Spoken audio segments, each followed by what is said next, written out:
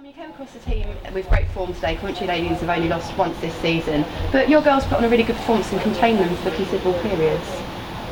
I thought the girls played really well today. They were asked to set up the shape, they did that. They worked hard, they stood up against them physically, against what is a very good side. They've only lost once this season. I was really pleased with them. And it was another battle. We've come in across them every week now, but the girls really seemed to put a lot of heart and determination into their performance throughout the whole 90 minutes as well. Yeah, their effort was excellent. They really did try and do what I'd asked them to do.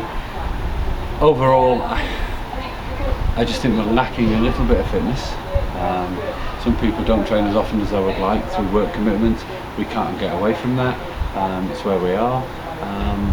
But if we were a little bit fitter, I just think we'd be that little bit sharper around the box, have a better cutting edge, and then we'd be scoring goals, and then all of a sudden the game's a whole different game.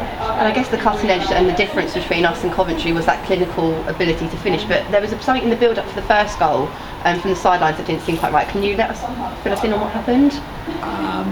As far as I'm aware, and the referee indicated to me at half-time that if a player shouts "leave it," then it is an indirect free kick. The referee didn't hear it, the linesman did. He didn't feel he was able to indicate to the referee that a free kick was justified. The referee didn't hear it, they scored from it. Disappointing.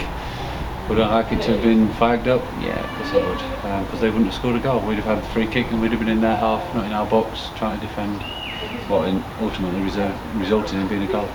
And despite that 1-0 deficit at half-time, the girls came out and looked really, really strong. Did you feel before they got their second that you were the most likely to get that equaliser? Very much so. I mean, on the bench we was talking and saying we're going to be here all evening tonight, it's going to be extra time and penalties, because we did feel like we were going to score.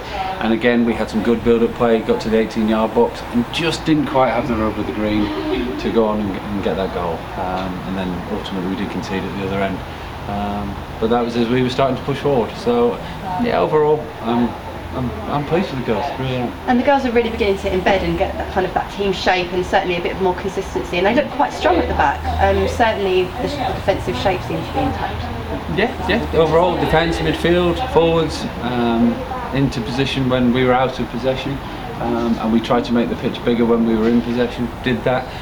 As I say, it's just around that box that we just need to acquire that sharpness.